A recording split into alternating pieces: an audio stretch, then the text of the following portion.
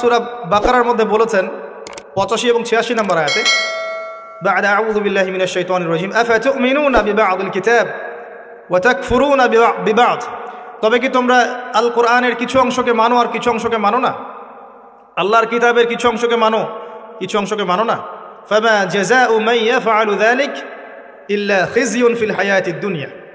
যারা এমন কাজ করবে, আল্লাহর কিতাবের আল্লাহর বিধানের কিছু অংশকে মানবে, কিছু অংশকে মানবে না, তাদের জাযা বা প্রতিদান হচ্ছে এই দুনিয়াতেই আল্লাহ পাক তাদেরকে লাঞ্ছিত করে দিবেন। বলেন নাউযুবিল্লাহ। ওয়া ইয়াউমাল কিয়ামাহ ইউরাদ্দুনা ইলা আশাদ্দিল আযাব। আর কিয়ামতের মাঠে তাদেরকে সবচেয়ে মর্মান্তিক শাস্তি দেওয়া হবে। আবারও বলেন নাউযুবিল্লাহ। বাস্তবতা দেখেন, 90% মুসলিমের কান্ট্রি বলি আমরা, নিজে আপনি দেখবেন 90% মানুষ নামাজ পড়ে না। পরিসংখ্যানটা একটু কম বেশি হতে পারে, 80% হতে পারে, আমার মনে হয় না এর বেশি হবে। চিত্র দেখার জন্যে মসজিদে গেলেই যথেষ্ট। একটা এলাকার জনসংখ্যার পরিসংখ্যান করা যায় না আদমশুমারিতে? আপনি হিসেব করে দেখেন যে আপনার এই উপজেলা বলেন বা জেলা বলেন, এটা কোন জায়গায় আমি ঠিক বলতে পারছি না আর কি, পীরগঞ্জ, জাহাঙ্গীরাবাদ, এই জায়গায় নিশ্চয়ই মানুষের সংখ্যা আছে, গভর্নমেন্টের কাছে আছে না? আদমশুমারি আছে। আদমশুমারি নেন, মসজিদের সংখ্যা হিসাব করেন এবং আপনি প্রত্যেকটা মসজিদে একটা করে প্রতিনিধি পাঠান। পাঠিয়ে দেখেন ফজর এবং এশার নামাজে কয়জন মুসল্লি এসেছে, বা 5 ওয়াক্ত নামাজে কয়জন মুসল্লি এসেছে। জুমার নামাজ দিয়ে হিসাব করবেন না, জুমার নামাজে মুনাফিকরাও নামাজ পড়তে যায়। ঈদের নামাজ দিয়ে হিসাব করবেন না, তারাবির নামাজ দিয়ে হিসাব করতে হবে না। অনেক বেরোজাদারও তারাবির নামাজ পড়ে, সেখানে গিয়ে ভুল ধরা শুরু করবে, এটা ঠিক নাই, ওটা ঠিক নাই, দেখবেন মসজিদে হইহুল্লা করবে, অথচ 5 ওয়াক্ত নামাজে নাই। এমনই হয় বাস্তবতা। আর যারা 5 ওয়াক্ত নামাজ পড়ে দেখবেন বিনয়ী হয়, অহংকার মুক্ত হয়, নীরব থাকে, ঝামেলা এড়িয়ে চলে। তো পরিসংখ্যান করে দেখেন যে একটা ইউনিয়নের মধ্যে বা উপজেলার মধ্যে কতজন মানুষ আছে, কতগুলো মসজিদ আছে, কতজন নামাজে যায়, তাহলে আপনি বাস্তবতা বুঝতে পারবেন। পরিসংখ্যান করেন যে আপনার এই পুরো উপজেলায় বা জেলায় কতজন মুসলিম আছে এবং মুসলিমদের মাঝে কতজন সহি শুদ্ধভাবে আল কোরআন তেলাওয়াত করতে যান। কিন্তু যখন আপনি বলবেন আল কোরআনের আলো ঘরে ঘরে জ্বালো, বলবেন ঠিক না বেঠিক, সবাই বলবে ঠিক, ঠিক না বেঠিক। দেখছেন, সুবহানাল্লাহ, এটা তো ঠিকই। এটা একটা অদ্ভুত কালচার চলছে আর কি। মানুষের কাছে জিজ্ঞেস করে, কোরআনের একটা কথা বলে মানুষকে জিজ্ঞাসা করে আপনারা বলেন ঠিক না বেঠিক। মানুষ যদি বলে বেঠিক, তাহলে কি ওটা বেঠিক হয়ে যাবে? মনে করেন কোরআন থেকে বলল যে আল্লাহ পাক সুদকে হারাম করেছেন, বলেন ঠিক না বেঠিক। তো মানুষ বলছে ধরেন বেঠিক, তাহলে কি এটা হারাম হয়ে যাবে, হালাল হয়ে যাবে? মানুষের কথায় ঠিক বেঠিক নির্ধারণ হবে? আমি এটা বোঝাতে যাচ্ছি, মানুষের কথায় ঠিক বেঠিক নির্ধারিত হবে? পৃথিবীর ম্যাক্সিমাম মানুষ যদি বলে যে সুদ হালাল, হালাল হবে? জেনা হালাল, হালাল হবে? মদের লাইসেন্স দেওয়া যাবে? একটা আল্লাহর বান্দা যদি দাঁড়িয়ে বলেন যে মদ হারাম, সুদ হারাম, জেনা হারাম, সেটা হারাম থাকবে না? এটা আল্লাহ পাকের বিধান। তো যখন আপনি অডিয়েন্সকে বলবেন আল কোরআনের আলো ঘরে ঘরে জ্বালো, আপনারা সবাই রাজি আছেন? বলবে হ্যাঁ, সবাই রাজি আছে। প্রত্যেকের ঘরগুলো ঘুরে দেখেন, প্রত্যেকটা ঘরে একটা করে মানুষ পান কিনা যে পবিত্র কোরআন বিশুদ্ধ করে তেলাওয়াত করতে চান। আর কতটুক বিশুদ্ধ হয়, আমাদের এই ভাইদের মতো আলেমদের কাছে আসবেন, তেলাওয়াত শোনাবেন, তারাই বলে দিবে কতটুক শুদ্ধ হয়। কথা কি বুঝতে পারছেন? আমি আপনাকে বাস্তবতা আগে দেখাচ্ছি, মুসলিমদের করণীয়তে পড়ে যাচ্ছে। আর আপনি মাথায় রাখেন, আমরা বলি যে এটা 90% মুসলিমের দেশ। এবার আসেন, যারা কোরআন পড়া জানে বা যারা হাফেজে কোরআন হয়েছে বা যারা জীবনে অন্তত কোরআনটা বিশুদ্ধ করে তেলাওয়াত করা শিখেছেন, তাদের মধ্যে কত % মানুষ কোরআনের অর্থটা জানে? এটা আবার একটা পরিসংখ্যানের বিষয়। যারা মাদ্রাসা ব্যাকগ্রাউন্ডে পড়েন তাদের কথা ডিফারেন্ট, কিন্তু বাংলাদেশে প্রচুর মানুষ, কয়েক কোটি মানুষ কিন্তু জেনারেল ব্যাকগ্রাউন্ড থেকে আমরা পড়াশোনা করে বের হই। তাদের মধ্যে কতজন মানুষ কোরআন জীবনে পড়েছে, অর্থ বুঝেছে, বা 10টা-20টা সূরা মুখস্থ করেছে? খুঁজে বের করেন। 20-30 বছর পড়াশোনা করেও দেখবেন ওযুর ফরজ কয়টা জানে না, নামাজের ফরজ কয়টা জানে না, যাকাতের নিসাব বলতে পারবে না। জিজ্ঞাসা করেন এখন আরবি কোন মাস চলছে, বলতে পারবে না। কোনো সম্পর্কই নাই দিনের সাথে। সম্পর্ক এতটুকু, জুমার দিনে যেতে হয়, মসজিদে যাই, ইমাম সাহেব আরবিতে জানে কি বলে শুনি, 2 রাকাত নামাজ পড়ে খোরমা দেয়, নিয়ে চলে আসে। সমস্যাটা এরকম সংস্কৃতি। তো কোরআন কেন্দ্রিক চিন্তা করেন। আবার দেখেন যারা কোরআন আমরা টুকটাক বুঝি ভাঙাচোরা, আমরা আবার কোরআনের আদেশ এবং নিষেধ কতটুকু মেনে চলি, এটা একটা বড় বিষয়। যারা আমরা কোরআন হাদিস কিছুটা বুঝি, তারা আবার কোরআনের আদেশ মানে কিনা, নিষেধ বর্জন করে কিনা, এটা আরেকটা বড় বিষয়। বাস্তবতা এমন, বাস্তবতা দেখবেন কতগুলো ফ্যামিলি পান যেই ফ্যামিলিগুলোর মধ্যে পর্দা কায়েম আছে। খুঁজে দেখেন, আপনি নিজের পরিবার থেকে শুরু করেন, আমি আমার পরিবার থেকে শুরু করি, আপনি আপনার থেকে শুরু করেন, আপনার আত্মীয়দেরকে দেখেন, বংশকে দেখেন, সমাজকে দেখেন, আপনি খুঁজে পাবেন কতগুলো পরিবার পাবেন যেখানে পর্দার বিধান কায়েম আছে। পরিবারের মেয়ে পর্দা করে, মা পর্দা করে, বোন পর্দা করে, অল্প সংখ্যক, ইল্লা মাশাআল্লাহ। হ্যাঁ, এমনও পরিবার আছে যেই পরিবারের সদস্যরা জীবন চলে গেলেও পর্দা ছাড়বে না, এমনও আছে। এমনও পরিবার আছে পরিবারের প্রত্যেক সদস্য আলেম। এমনও পরিবার আছে যে নামাজ না পড়লে পরিবারে ভাত দেওয়া হয় না, এমনও আছে। এগুলোর সংখ্যা কত? নিতান্তই কম, নিতান্তই কম। বাস্তবতায় আসেন আপনি, বাস্তবতায় এমন, এগুলোর সয়লাভ চলছে। আবার একটা বড় ইস্যু বলি, মুসলিমদের কথা বলছে। আপনি প্রত্যেকটা পরিবারের জরিপ চালিয়ে দেখেন কতগুলো পরিবারে হালাল রিজিক ঢুকছে। হালাল রিজিক, মাথার ঘাম পায়ে ফেলা হালাল রিজিক পরিবারে ঢুকছে, হালাল খেয়ে পরিবার পরিজন জীবনযাপন করছে। কতটা পরিবার? ম্যাক্সিমাম পরিবার সুদখোর, ম্যাক্সিমাম। যে আমি নিজেকে সুদ থেকে মুক্ত মনে করছি, বিসমিল্লাহ। মনে করেন আমি একটা বাসায় ভাড়া থাকি, কথার কথা, মনে করেন কথার কথা। এখন ধরেন বাসার মালিক সুদি ব্যাংক থেকে লোন নিয়ে বাড়ি করেছে, কথার কথা, এক্সাম্পল দিচ্ছি। এখন এই টাকাগুলো, ভাড়াটিয়াদের টাকাগুলো নিয়ে তিনি ব্যাংকের লোন শোধ করেন, কথা বুঝতে পারছেন? আর একবার লোন নিলে তো শোধ করা চারটাখানি কথা না, চক্রবৃদ্ধি হারে বাড়তে থাকবে। এটাই ওদের উদ্দেশ্য ছিল, রক্ত চুষে খাওয়া, সাক। যার ফলে ধনী ধনী হতে থাকে, গরিব আস্তে আস্তে আরো গরিব হতে থাকে। আর আমি অনেকদিন বলেছি এটা মায়ের সাথে জেনা করার মতো পাপ, এবং আল্লাহ এবং তার রাসূলের সাথে যুদ্ধ করার মতো পাপ। দলিল আপনি সহিহ বুখারী খোলেন আর সূরা বাকারা পড়েন। সহিহ বুখারীতে আরও আছে 36 বার জেনা করলে যে গুনাহ হয়, 1 দিরহাম সুদ খেলে সেই গুনাহ হয়। এখন মনে করেন আমি রেন্ট দিচ্ছি, বা আরও 10 জন রেন্ট দিচ্ছে, এই রেন্টগুলোকে তিনি একত্রিত করে ঋণ শোধ করছেন সুদের। ইনডাইরেক্টলি, পরোক্ষভাবে আমি নিজেও সুদের সাথে সম্পৃক্ত হয়ে গেলাম। আমি কি বুঝাতে পারছি? যারা এগুলো থেকে সম্পূর্ণ পবিত্র থাকতে চাবে, তাদের গায়েও সুদের ছিটাফোঁটা এসে লাগবে। এটা সেই আখিরুজ্জামান, এটা ওই যুগ না। এই যুগের কথাই নবী সাল্লাল্লাহু আলাইহি ওয়াসাল্লাম হাদিসের মধ্যে বলেছেন, এমন যুগ আসবে যে মানুষের পক্ষে রিবা থেকে বেঁচে থাকে এত দুষ্কর হয়ে যাবে যে যারা বেঁচে থাকতে চাইবে তাদের গায়েও সুদের ছিটাফোঁটা এসে লাগবে। এই হলো সেই যুগ। আর যে খায়, যে দেয়, যে লিখে রাখে, যে সাক্ষী থাকে, 4 জনকে, 4 শ্রেণীর মানুষকে নবী সাল্লাল্লাহু আলাইহি ওয়াসাল্লাম সমান অপরাধী বলেছে। আমাদের ম্যাক্সিমাম পরিবারগুলোতে যান, দেখবেন সুদের সাথে আমরা সম্পৃক্ত আছি। যতই বলি, ব্যক্তিগত জীবনে দেখবেন, ইবাদত বন্দেগীর জীবনে গিয়ে দেখবেন পাক্কা মুসল্লি, কপালে সেজদার দাগ আছে। অর্থনৈতিক জীবনে গিয়ে দেখবেন পাক্কা সুদখোর, ঘুষখোর, দুর্নীতি করছে, ট্যাক্স ফাঁকি দিচ্ছে, বা সরকারের মাল আত্মসাৎ করে খাচ্ছে। প্রচুর সম্পদ আছে আমাদের, আমরা আত্মসাৎ করতে করতে করতে করতে একটা হাতি আসতে আসতে মাছি হয়ে যায়। একটা হাতি উপর থেকে আসতে থাকে, আকাশ থেকে একটা হাতি পড়তে থাকে। হাতি পড়তে পড়তে পড়তে পড়তে দেখবেন আপনার কাছে আস্তে আস্তে মাছি হয়ে গেছে। হাতির কান একজন, ডালপালা একজন, নাক একজন, সুর একজন, শিং একজন, খেয়ে শেষ করে দিচ্ছে। বাই দা ওয়ে, হাতির মনে শিং থাকে না, আমি ভুল বলছি, হাতির সুর থাকে। যাই হোক, এটা বাস্তবতা। আবার দেখবেন আমরা অনেকেই ইসলাম ফলো করার নামেও আমাদের বোনদেরকে সম্পত্তি দিচ্ছি না। সুযোগ পেলেই প্রতিবেশীর জমি মেরে খাবো, 1 বিঘত জমিও ছাড় দিব না। সুযোগ পেলেই অন্যের জমি মেরে খাবো, আত্মসাৎ করে খাবো।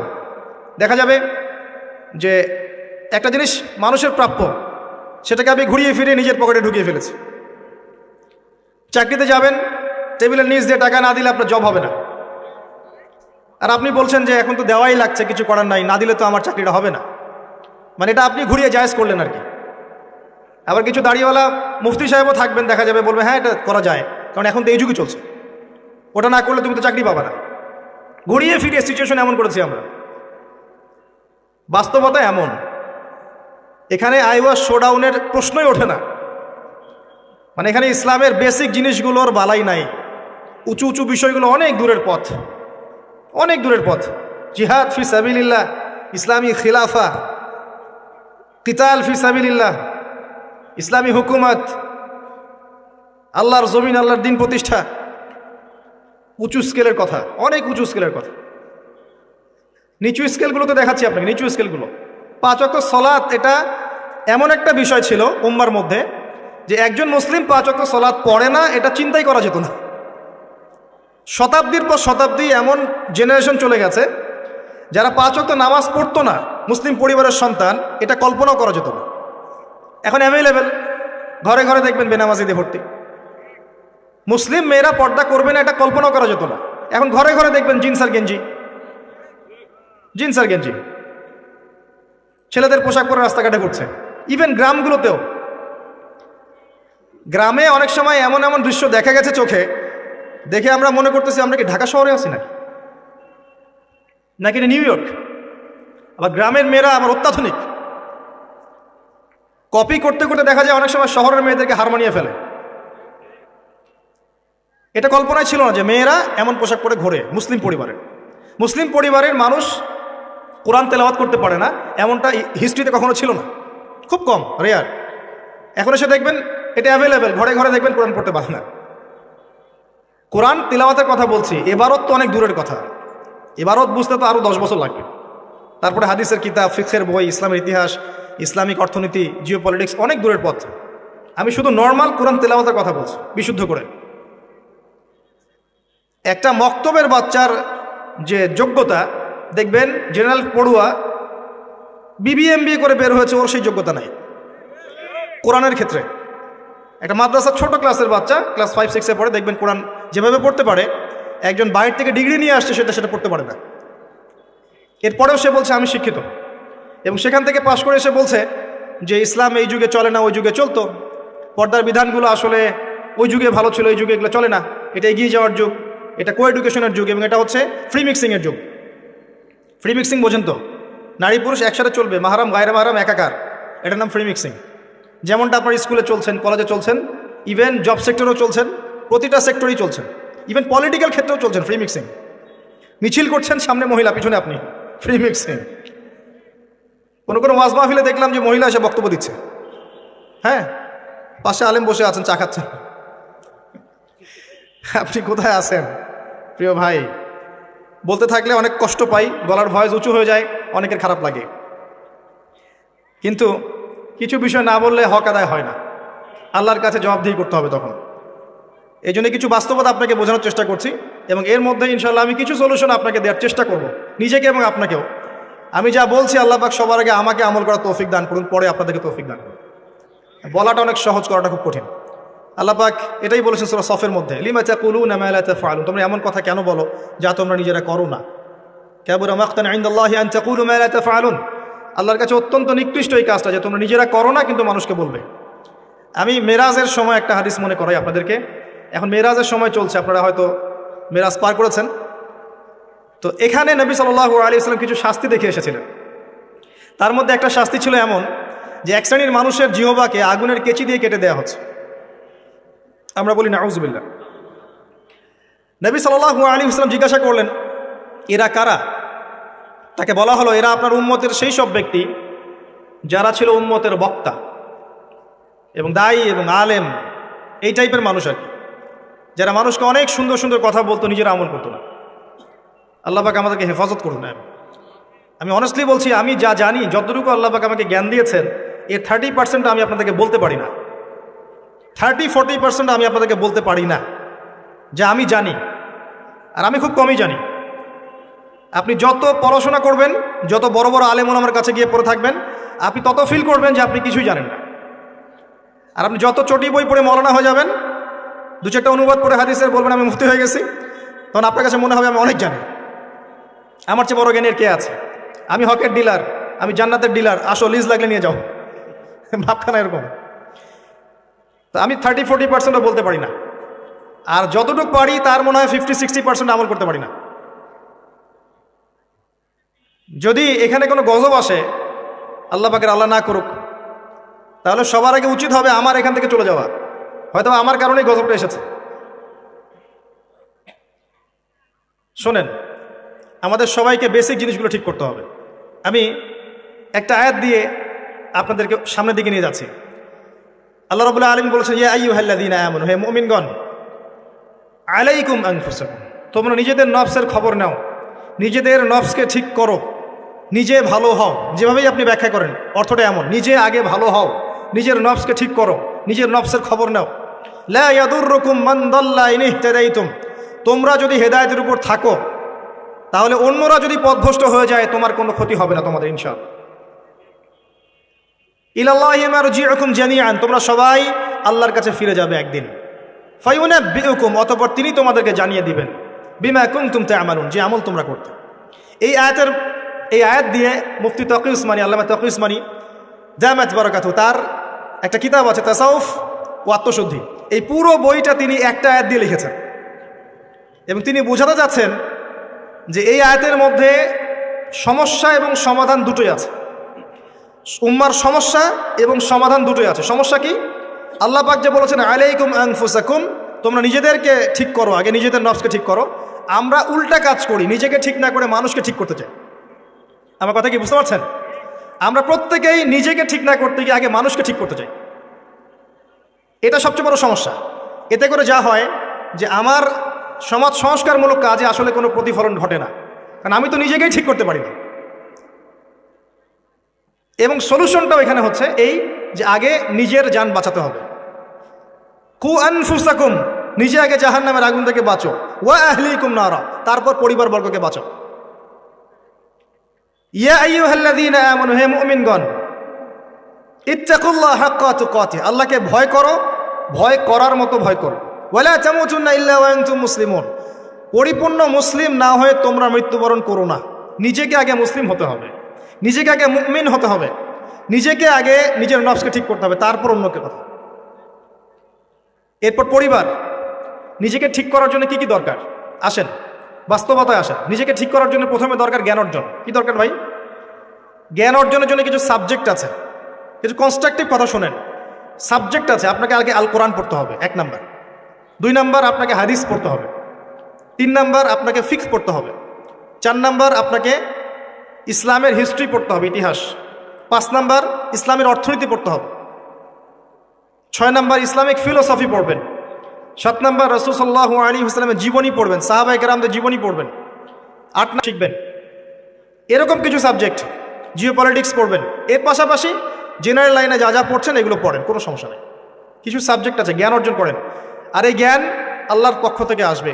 বই পড়লেই যে সবাই জ্ঞানী হয়ে যাবে এমনটা নয়, এটা ভুল ধারণা যে বই পড়লেই, একটা বই শেষ করলাম আরেকটা ধরলাম, আরেকটা শেষ করলাম আরেকটা ধরলাম, এতে আমি জ্ঞানী হয়ে যাব, এটা একটা ভুল কনসেপ্ট।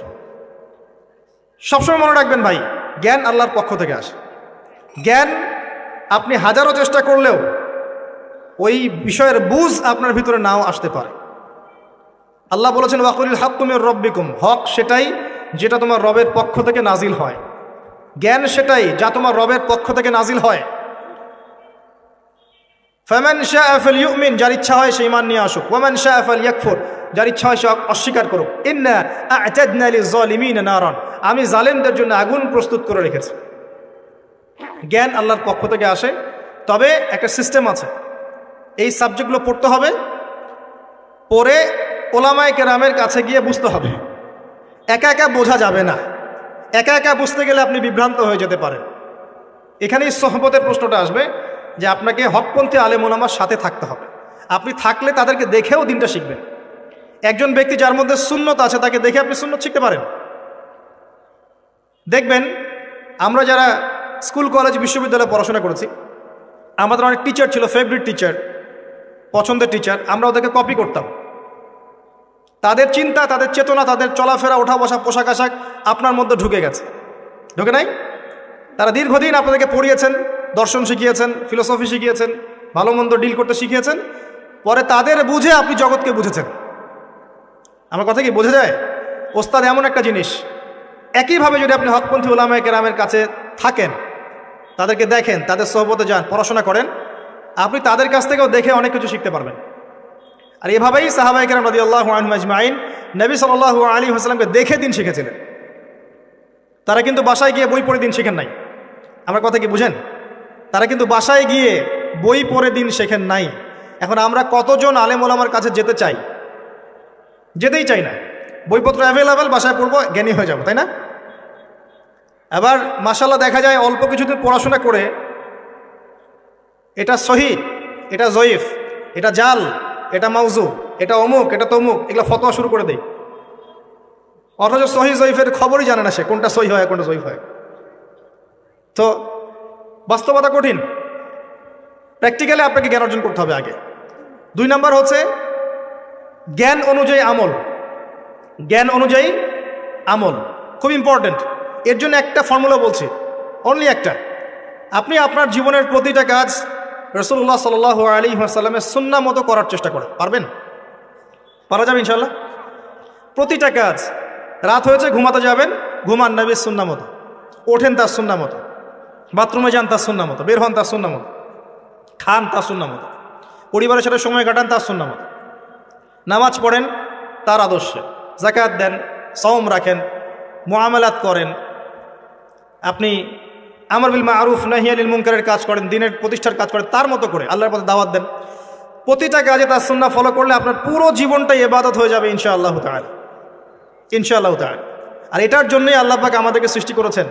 মনে আছে ওই আয়াতটা, সূরা যারিয়াত 59 নম্বর আয়াত, ওয়ামা খালাকতুল জিন্না ওয়াল ইনসা ইল্লা লিয়াবুদুন। আমি জিন আর মানুষকে শুধুমাত্র আমার ইবাদত করার জন্যই সৃষ্টি করেছি। কি করলে প্রত্যেকটা কাজ ইবাদত হবে? রাসূলুল্লাহ সাল্লাল্লাহু আলাইহি ওয়াসাল্লামের সুন্নাহ মতো চললে পড়া হবে ইনশাআল্লাহ। পারা যাবে ইনশাআল্লাহ। বেসিকগুলো ঠিক করে, এবং এগুলো প্রাইমারি লেভেলের কাজ। এগুলো না করে বড় স্বপ্ন দেখা ঠিক না। আর আমরা স্বপ্ন দেখব না এমন নয়, বড় স্বপ্ন দেখবেন, বড় স্বপ্নের চেষ্টা করবেন, সব ঠিক আছে, কিন্তু ভিত্তিহীনভাবে নয়। একটা বাড়ি গঠন করব 10 তলা 20 তলা, ঠিক আছে, ফাউন্ডেশন ঠিক না করে নয়, আগে ভিত্তি দিতে হয়, এবং ভিত্তিতেই বেশি টাকা খরচ করতে হয়।